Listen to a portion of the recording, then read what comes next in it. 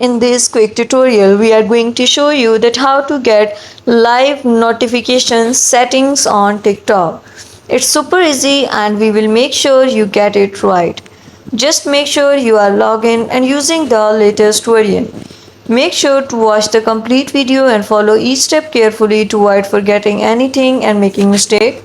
Firstly, open the TikTok app, move to the profile, click on the three lines which appear at right top corner, click on settings and privacy.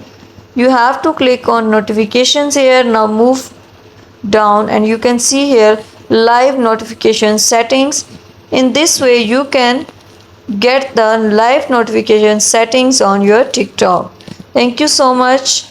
That was all. Please consider showing your support by commenting, liking, sharing, and subscribing to our channel for more valuable content in the future.